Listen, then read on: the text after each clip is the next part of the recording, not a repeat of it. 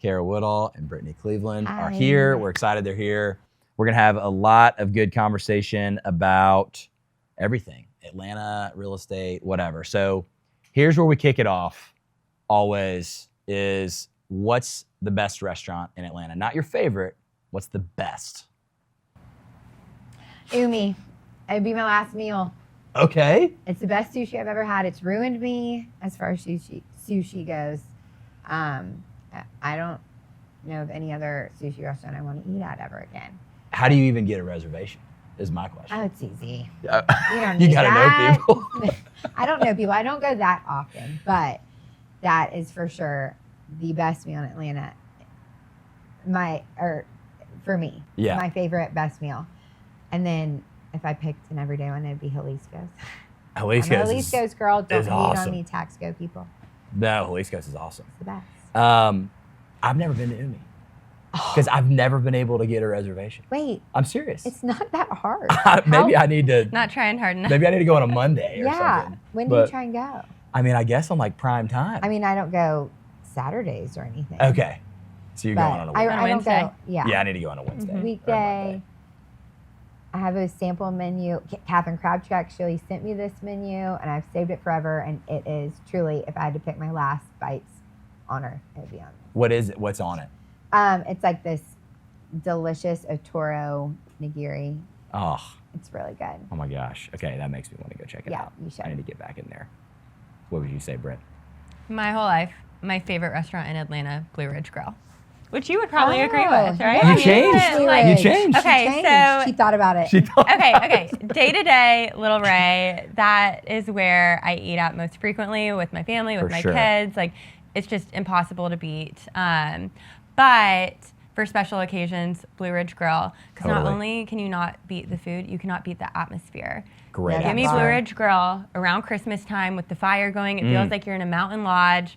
It is just always my favorite, like for a Yeah. special occasion. Totally. So Blue Those are Ridge two Grill, great ones. Little Ray. Those are great And the ones. porch is great for a drink. Yes. I do Go love Yeah, that. you early, can go sit there on for a the porch and cocktail and drink. hang. Yeah. And you Yeah, always I run really- into people, which is so fun. So Yeah. then that turns into Totally. like catching up with people on the porch, having a drink before dinner. And the service is always phenomenal as well. And that makes Totally. it too. And That they're little, like one of those restaurants that still has regular. You know the regulars Yes. that sit in the Yes. bar. I know. Yes. Like, people don't do that. Yeah. When you say the porch, talking about that thing just to the left of the bar, like Yeah. in truly the front In of the the front restaurant. of Yeah. the It's like a restaurant. sunroom kind Yes. of. mhm. Yeah. That is a great spot Just to have a drink. So cozy. Yes. Those are good. Those are really good options. I love that.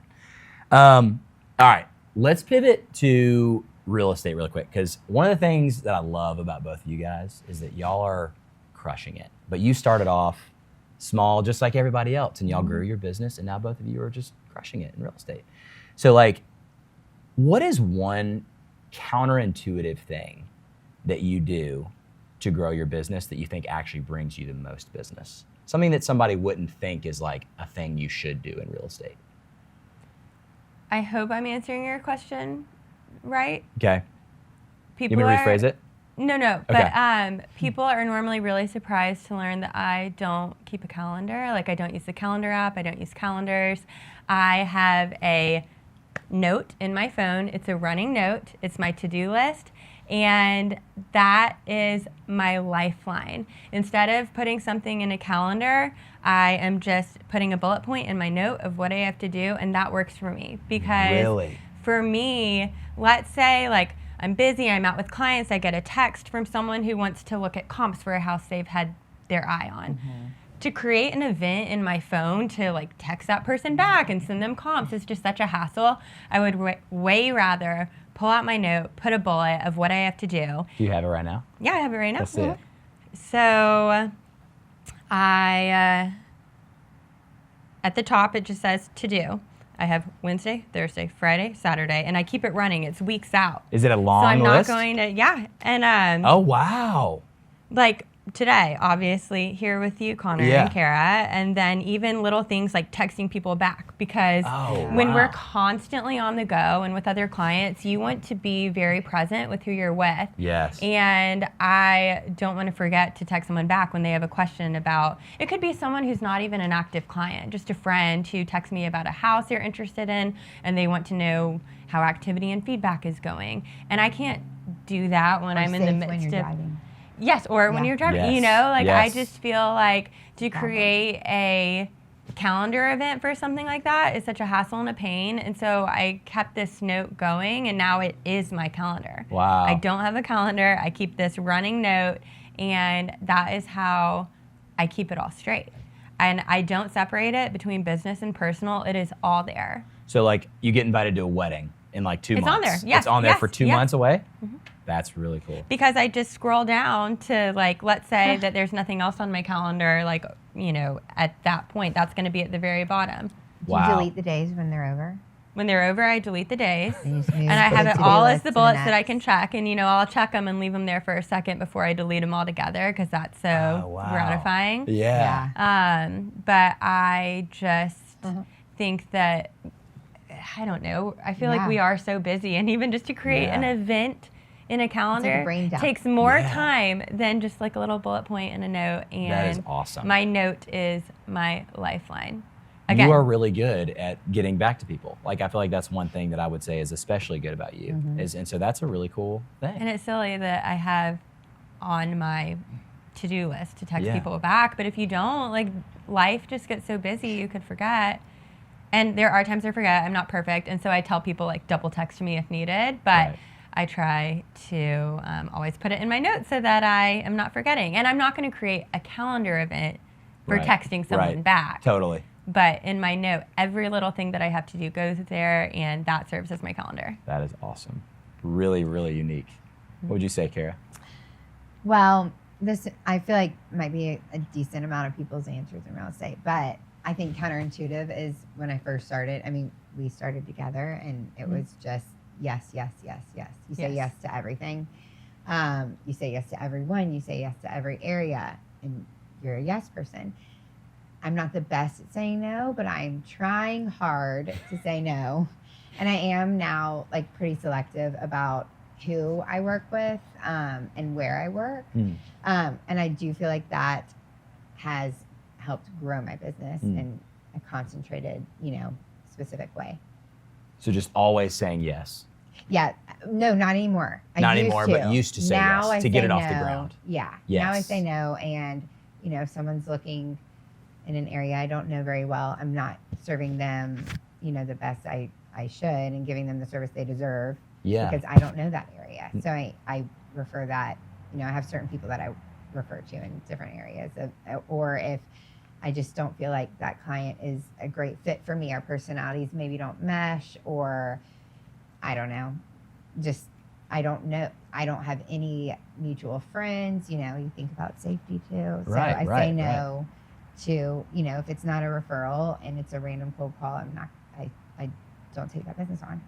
So that's kind of like there's no bad coffees. You're getting into a new business and there's truly nobody that you shouldn't go meet with kind of thing. And I feel like real estate's all like that, and mortgage too. Yeah. It's like, I'll go meet with anybody to start your career. Yeah. Then you got to hone it in. Yeah. That's really, really cool. Specialized. No, I love that. So talk about more specific kind of neighborhoods. So you're in Morningside and you're in Buckhead. Okay. If you guys could live in any neighborhood in Atlanta that's not Morningside and Buckhead, where would you live and why? I will start by saying I love living in Morningside. So Morningside. It is, close to our friends and our kids' schools and where we go to the pool and Little Ray, we Gotta be just Little Ray. love being in Morningside. Prior to that, we were in the Chamblee Brookhaven area, which we also adored. Right. But something about being in an older neighborhood with walkability, it feels like we've taken a step back in time on a Saturday morning when we don't have plans. We will walk out our front door and walk to San Francisco Coffee, down to Virginia Highland at the farmer's market. And I just love that. But to answer your question, if we had to live somewhere else, I would want to maintain that walkable lifestyle. Right. And sitting with the mayor of Roswell, I feel like I have to say Roswell. That's what I'm talking about right there. Yes. Because truly, like, the way that, like, Canton Street has grown, like, all the shops and restaurants and the sense of community and everything that it offers from that sense, Yes. even though it's newer than, you know, old Morningside, Virginia Highland, these Totally. walkable neighborhoods that have been around forever. Like, my house was built in the 1930s. I mean, it's very similar in that sense. Yeah. And so I will say Roswell for you, Connor. You are the first Morningside to Roswell connect. Wow. There you That go. is the first. That is a huge deal. Wow. That's a huge deal. Maybe in my next Put it life. down. All Yes. right, You you still have just to won convince his Mac. favorite agent. It's kidding. it's over. It's over. It's already decided. What would you say, Kara? Well, when I thought about this question, I was thinking more specific. And I was going to say Chastain, but that is technically still Buckhead. Yeah. The reason is because Buckhead. my kids are in school there. So realistically, I love their school there at Jackson. I love it. I love the people that are there. We play tennis out of there. We do NYO. We live on the ball field right now. Totally. So it would be convenient. But if I had to get out of Buckhead, I would do Vinings. Really? Don't sleep on Vinings. I Okay. really love Vinings. It's not in the middle of the hustle and bustle, but it's still so convenient to everything. It's literally 8 minutes from my house now. Their Baker's Farm is one of the most beautiful neighborhoods I've ever seen. And I think it's a great little community. Vinings people are a lot like Roswell people, where they're all about Vinings. Yep. Like they're not moving. They are not moving. Yeah. So, That's good. yep. Those are both really, really good answers. So like that kind of parlays into the next question, which is like, what's kind of, this is maybe getting a little bit more into the work side. Like, what's a neighborhood that buyers right now are not looking at that they should be? So, really trendy area is going to be Morse Brandon. Everyone wants to buy in the Morse Brandon Everybody School wants to be District there. right now. Yep. But people kind of overlook Margaret Mitchell. They're starting to catch on. But I do think you can find, some pretty good deals there still. And I think that it's Where is still- that? I don't So know. it is kind of on the west-ish side of Buckhead. It's across 75, Okay. down Moore's Mill. Okay. And it's near Westminster, the Okay. back gate of Westminster. And I just think there's good lots. There's still, some old ranches people can renovate. A lot of sellers have lived there for a very long time. It's in the Morse Brandon School District. And I think there's a lot of potential to appreciate over there. So Who would buy in there? Like, what's the client profile looking over there? Probably, honestly, people in our life phase, people who want to get in the school district and want to, send their kids to that school, or so they think.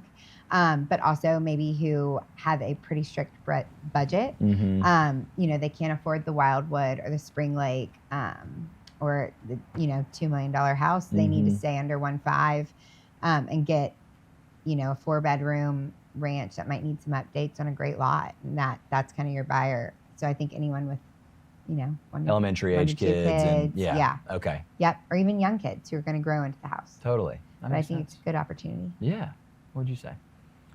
I would probably say Chamblee area, just because a lot of my clients come to me initially wanting Buckhead, Brookhaven area, and they're not really getting all that they were hoping for within their budget. But if you stretch even just a little bit further into the Chamblee area, there are some awesome houses, affordable price points, and beyond that, there's just so much going on in Chamblee right now. That Whole Food Shopping Center, Taqueria del Sol is there now. Totally.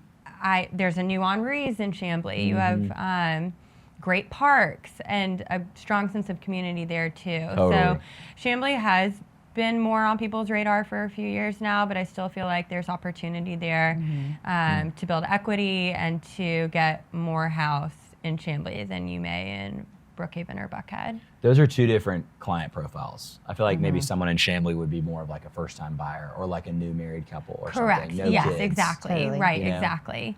But then a lot of my clients too are people who maybe grew up in Buckhead and that's the goal. And then once you start looking and considering what your budget is as a first-time home buyer, it does force you to consider other areas often. So that will lead people to start looking at Brookhaven, and people are shocked at how Their dollar doesn't even go as far in Brookhaven anymore. And I feel like Chamblee is just a bit more affordable than Brookhaven and still has so much to offer while also having the convenience of easily being able to get into Buckhead. Yeah, Would you agree with like first time home buyer profile for Chamblee? totally. And would you agree with what she said for the kind of the Absolutely. elementary age kids? I agree with everything Kara said. Wow, love that. You guys are on the same team. Mm-hmm. What's a question that, because you guys both do a lot of listings too. What's a question that sellers don't ask that you feel like that they should ask? Well, that's a great question. It's so specific on what market we're in, what time of year is it. Yeah. But I do think that when Let's say right now. right now. Yeah.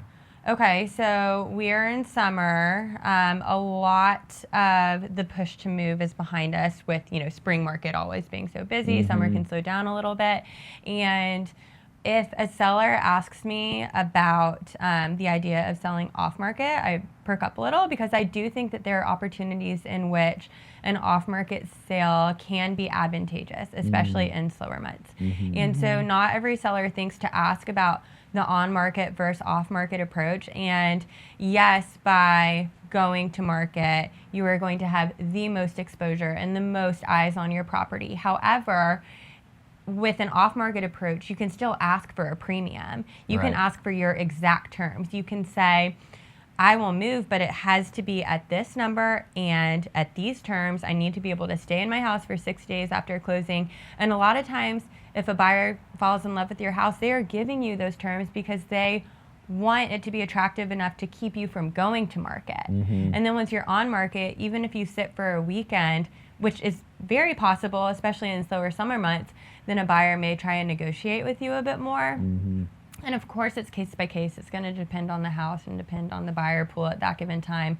But I do think that there are instances in which an off-market approach can be advantageous for a seller. And sellers aren't often aware of that and aren't always asking about it. So just depending on the market and the circumstances and how much flexibility a seller may need, it can be helpful to have that conversation with a realtor. I love that. That's really, really good. What would you say? Seller should be asking. That's a great one. Gosh, so honestly, this just kind of came to me, but I think if I were a seller and hiring an agent, we always ask the seller what their goal is, and it's either to get to the next house or to have a quick sale or to, get it under contract while they're out of town because of the inconvenience of showing the home, or money, make the most, money that they can.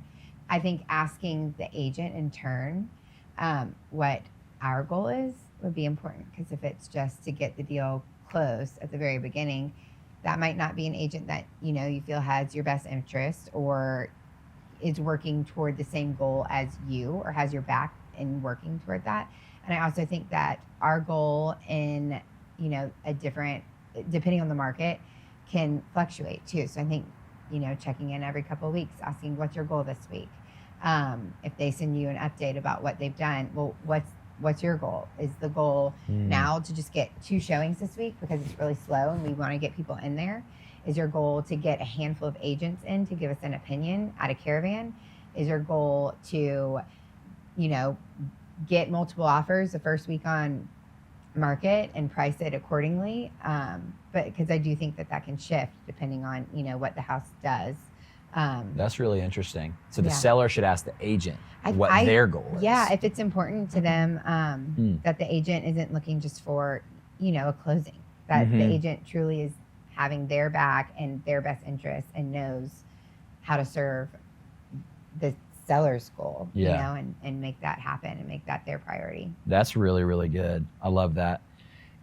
Our business can get so crazy and unpredictable, and working on Saturdays and dealing with sellers and dealing with all your buyers, and you're just kind of feeling scrambled and crazy. So what is one thing that you do to stay grounded, in a business that's very chaotic? Because this business is very chaotic. I was once told, don't tie yourself to a certain outcome. And of course, we're here to help people succeed in buying and selling. But I do feel like sometimes you find yourselves in a situation where a buyer's under contract on a house, and through inspections or through thinking on it further, they determine that it's not the right fit. And for some agents, that can ruin their week. The deal fell apart. This is horrible. But the outcome that we really want to tie ourselves to is our client's happiness, and it shouldn't be that house closing. And time again, you know, like I just said, like an agent can feel like their week is ruined if a deal falls apart, but a deal falling apart isn't always the worst thing in the world. In fact, it can be such a blessing for buyers if they determine that it's not the right fit. So I guess I could rephrase it, instead of not tying yourself to a certain outcome, just making sure you're hyper-focused on what that outcome is, and that is our client's happiness, not a specific sale. That's really, really good. So that's how you stay grounded, is just, I'm not going to tie myself to a particular closing happening. I'm going to tie myself to making sure this person is satisfied. Right. I'm not going to let it ruin my week if buyers determine that a house isn't the right one for them, and then that closing falls apart. That's fine if my clients are at peace and they're happy, as long as I am, you know, guiding my clients to help them make right decisions that they feel at peace with. That helps keep me grounded. So it's not, you know, like a checklist of trying to get as many closings as possible. It's just making sure that clients feel led and directed in a way that is best for them at that point in their lives. I really like that a lot. What would you say? Yeah, that's great. Brittney's really coming through with the answers. Brittney's coming through with the answers, for sure. Mine is going to be more like on a personal level. Because I do feel like, I mean, granted, 2 months of the spring, this really isn't realistic, you know, goal to have, but I do try to always go to my kids' sports games or activities or whatever. I'm not going to miss one of my kids' activities for work, because I work for my kids, I work for my family, and my kids are my priority. That's cool. And I think that, you know, having that boundary up front really puts me in a grounded position to where if someone is not okay with that, then like I said, maybe we're not a good fit. Because I'm going to definitely respect their boundaries as well. And I will get them in a house no matter what. It just might not be with me. It might be with my team of people that, you know, I've hired and vetted to do that so that I can be there for my kids. And then I personally, Brittney does too, play tennis. And together. Y'all play together? Y'all are on a team? Yeah. We are. How's the team? We're great. We're awesome. I have been MIA because I just had a baby, but no, it's I've been really there cheering. fun. And we've you know, met a good group of women that we wouldn't have necessarily known otherwise, and it's great camaraderie and vitamin D, and just like gets some like healthy adult competition, and no one talks about work, their husbands, or their kids, and it's really nice, like me time to just reset, and no matter what, at least once a week, I'm going to be doing that. That is awesome. And I feel like you didn't really give like a personal one. Like, do you feel like, how would you kind of answer it more personally? Tennis. Tennis too? Yeah, I mean, Our honestly, tennis team. I'm like, just kidding. I would echo what Kara said. You have to have an outlet. And tennis in particular, it's competitive. Someone on our team, I can't remember who, said, I can't remember the last time I felt nervous like this. Like, what else in life do you like, you know, you have your adrenaline running like this? Really? And so having a good outlet like that. And then, of course, being there for my kids. Like Kara said, what are we doing this all for? Right. And it's, you know, for our family and for our children. And my oldest is 6 and just finished kindergarten, and Charlie's 8, 7. I mean, like, time flies, and I feel like the older you get, the more you realize how valuable and precious this time is with them. Totally. So, you know, earlier we talked about how in the industry, especially starting out, it's so important to say yes to everything that comes your way. But it's, at this point in our lives, almost just as important to say no to certain things. And that's why we have teams and people who cover for us, because at the end of the day, we're not going to miss a sporting event or a ballet recital or something for our children, because that's what matters most in life. Totally. That's our number one job. Yes. We're like, we're just so blessed to be able to be parents. That Right. like that's the number one job Yeah. That's so at the end of good. the day. That's so good. Okay, final question. You guys ready for this? I don't know. It's a perfect Saturday in Atlanta, Georgia, and you have no plans. There's nothing on the note app. What are you doing? Who are you taking with you? And What time why? of year is this? Let's say it's summertime. Okay. Let's say it's like this Saturday. You have no plans and you can do anything you want to do. What are you doing in Atlanta, Georgia? Okay. This one was not on the list. This one was not on the This list. is off the noggin. I am waking up, going on a walk with our dogs. Gosh, this is what would be my perfect, but Ben would definitely have us This is do all about- some this is sort Kara's of world. cleaning. Okay, so Ben's So we get cleaning. the house like a little in order, or we do something to organize our lives, and then we'll go to the pool with the kids. Awesome. And a ton of our like friends from Auburn also go out there, and Brittney, and just a huge amount of friends all together.